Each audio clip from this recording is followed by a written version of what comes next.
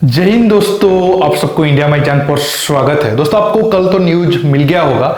Tata steel जो एक तरीके से कह सकते हो भारत में बड़ा स्टील निर्माता में से एक है और इंटरनेशनल स्तर पर भी टाटा स्टील का बहुत ज्यादा नाम है। वो अब रसिया के साथ अपना बिजनेस को स्टॉप करने जा रहे हैं या फिर बिजनेस को बिल्कुल बंद कर रहे हैं। और ये एक तरीके से आप कह सकते हो रसिया यूक्रेन जंग के बाद टाटा या फिर रतन टाटा का जो ग्रुप है वो यूक्रेन का समर्थन करते हुए रसिया को इकोनॉमिकली झटका देने की कोशिश किए हैं या फिर अपना जो बिजनेस है वो सब बंद किए हैं। अब आपके मन में सवाल आएगा, भारत सरकार की तरफ से तो ये कहा गया था कि रसिया यूक्रेन जंग में भारत कोई पार्टी के साथ बिल्कुल खड़ा नहीं है, तो फिर हमारे देश में जो बिजनेस ग्रुप है ये टाटा पहली बार नहीं कर रहा है। इससे पहले इन्फोसिस भी किया था और एक तरीके से आप कह सकते हो इन्फोसिस को मजबूर किया गया था वो ऐसा स्टेप ले या फिर रसिया के साथ उनका जो बिजनेस है वो क्लोज करे। ऐसा मैं क्यों बोल रहा हूं आपको आखिर में बताऊंगा।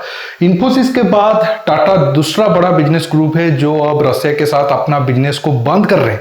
अब बड़ा सवाल है इनके पीछे क्या है। क्या ये जो कंपनी है ये इंडिविजुअल स्तर पर ऐसा मतलब डिसीजन लिए हैं? क्या इंडियन गवर्नमेंट की तरफ से इनको बोला गया है कि नहीं हम तो कुछ नहीं करेंगे, आप अपना ऐसा कुछ करो ताकि रसिया को मैसेज जाए? या तीसरा कारण ये है कि जो वेस्टर्न कंट्री है अमेरिका यूरोप उनके तरफ से दबाव था कि अगर भारत सरकार ऐसा कुछ स्टेप नहीं ले रहा है रसिया के एग्नेस्ट तो उनके जो कंपनी है जिनके इंटरेस्ट बहुत ज्यादा अमेरिका यूरोप में है उनको प्रेशराइज किया जाए ताकि वो रसिया के खिलाफ कुछ इकोनॉमिकली एक्शन ले। इसके ऊपर बात करेंगे और आखिर में ये भी जानेंगे टाटा का इस फैसले से क्या रसिया को सच में कुछ बड़ा असर पड़ने वाला है या सिर्फ ये दिखावा है या फिर एक सिंबलिक है।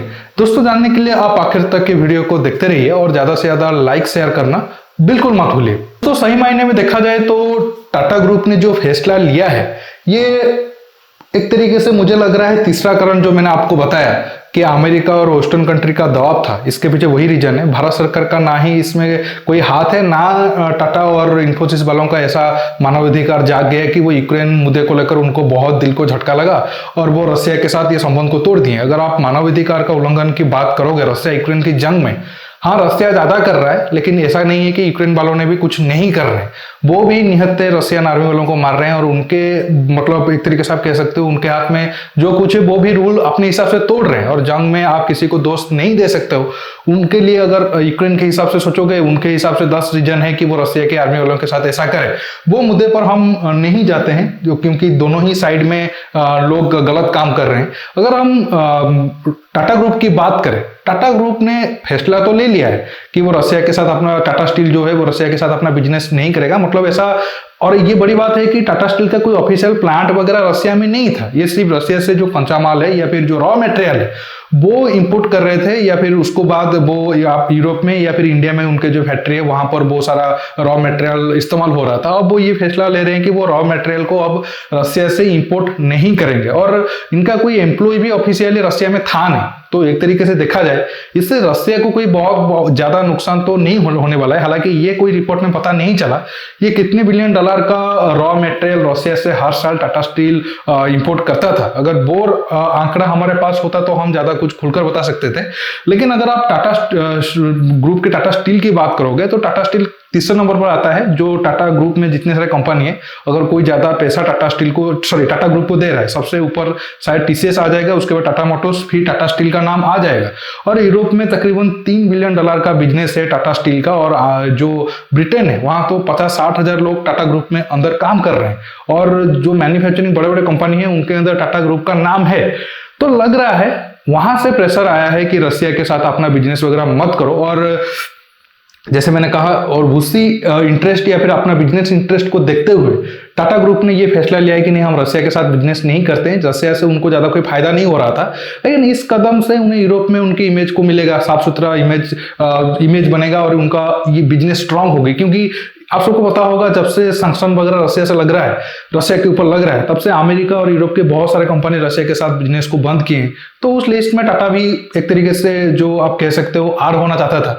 तो और टाटा स्टील के साथ साथ हालांकि फैसला तो टाटा स्टील ने लिया है, जो टाटा मोटर्स है इनडायरेक्टली, हालांकि टाटा मोटर्स का तो कोई जो गाड़ी है वो यूरोप में नहीं बिकता है, हालांकि बहुत कम बिकता होगा। वहां पर रेंज रोवर और जागुआर जो टाटा मोटर्स के पास है ये टाटा ग्रुप के पास है। वो ज्यादा बिकता है, तो उनके ऊपर भी, बिजनेस के ऊपर भी अब पॉजिटिव असर आएगा, क्योंकि अब लोग ये नहीं कह सकते हैं कि नहीं ये इस कंपनी ने यूक्रेन रसिया जंग में रसिया के खिलाफ नहीं था, वो प्रेशर टाटा ग्रुप के ऊपर नहीं होगा। तो ये सारे फैसले को देखते हुए टाटा ग्रुप ने ये फैसला लिया है कि वो रसिया के साथ बिजनेस नहीं करेंगे। लेकिन इससे मुझे नहीं लग रहा है कि रसिया को कुछ बहुत बड़ा झटका लगने वाला है, या फिर भारत सरकार का इसके पीछे कोई हाथ है। ये टाटा ग्रुप खुद अपने हिसाब से फैसला लिया है और उनके ऊपर एक तरीके से आप कह सकते हो वेस्टर्न कंट्री का दबाव है। ऐसा मैं इसलिए कह रहा हूं कि अगर आप इन्फोसिस वाला मसले को देखोगे तो आप अच्छे तरीके से समझ जाओगे। ऋषि सनक आप सब जानते हो इंडियन ओरिजिन के हैं और एक तरीके से ब्रिटेन के फाइनेंस मिनिस्टर है, और कहा जा रहा है कि हो सकता है आगे जाकर वो ब्रिटेन के प्राइम मिनिस्टर भी बन सकते हैं। लेकिन उनको रसिया यूक्रेन जंग में बुरी तरीके से उनका जो बीबीसी मीडिया है वो टारगेट किया, क्योंकि एक तो उनको पसंद नहीं था कि ये कैसे इंडियन ओरिजिन के लोग इतने ऊपर आकर बैठे हैं और प्राइम मिनिस्टर भी आगे जाकर बन सकते हैं। तो ये अटैक के उनके बीबी के ऊपर, उनके बीबी जो है वो हमारे जो इन्फोसिस के को फाउंडर है नारायण मूर्ति, उनके बेटी है। तो वो ऐसे उनके ऊपर आरोप लगाया कि ऋषि सनक के जो वाइफ है उनका इन्फोसिस के साथ संबंध है और वो इन्फोसिस रसिया के साथ बिजनेस कर रहा है। इनडायरेक्टली ऋषि सनक रसिया यूक्रेन जंग में रसिया को सपोर्ट कर रहे हैं, क्योंकि उनके बीबी के पिता का कंपनी है इन्फोसिस। तो आप देख सकते हो किस तरीके से उनको टारगेट किया गया था और बाद में उनको सफाई भी देना पड़ा था। और उसके बाद इन्फोसिस ने रसिया के साथ अपना बिजनेस को भी क्लोज किया था। हालांकि इन्फोसिस का ऑफिस वगैरह तो था, लेकिन बहुत बड़ा बिजनेस नहीं था जिस हिसाब से अमेरिका और यूरोप में इन्फोसिस का बिजनेस था। इसी वजह से मैं आपको कहा हो सकता है आगे और भी कुछ कंपनी सामने आए इंडिया के जो रसिया के साथ थोड़ा बहुत अपना बिजनेस को बंद कर सकते हैं। अगर आप देखोगे, मैं आपको बहुत सारे पुराने वीडियो में बता चुका हूं, रसिया के साथ हमारा बिजनेस रिलेशन कोई बहुत ज्यादा है नहीं, 8-10 बिलियन डॉलर के नीचे है बिजनेस। अगर आप चीन के साथ कंपेयर करोगे तो वो 150 बिलियन डॉलर के करीब छू रहे हैं और आने वाले कुछ सालों में वो 300-500 बिलियन डॉलर तक भी चले जाएंगे।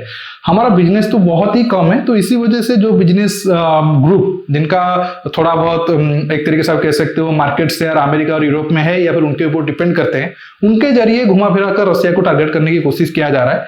इसमें भारत सरकार का ना ही कोई हाथ है, ना ऐसा करके ये जो अमेरिका और वेस्टर्न कंट्री है उनको कोई ज्यादा फायदा होने वाला है। जो कंपनी अब रसिया से निकल गए थे, क्या इससे रसिया को कोई बहुत बड़ा नुकसान हो गया? हाँ, जो टेक्नोलॉजिकल कंपनी थे जो वो उससे कुछ असर पड़ेगा, लेकिन जो फूड कंपनी थे, मैन्युफैक्चरिंग कंपनी थे, उससे रसिया को कुछ टाइम तक प्रॉब्लम हो सकता है। बाद में रसिया उसका भी एक तरीके से आप कह सकते हो जो गैप है वो खुद पूरा कर लेगा और एक तरीके से रसिया को ही फायदा होगा। मैं एक छोटा सा एग्जाम्पल दे रहा हूँ।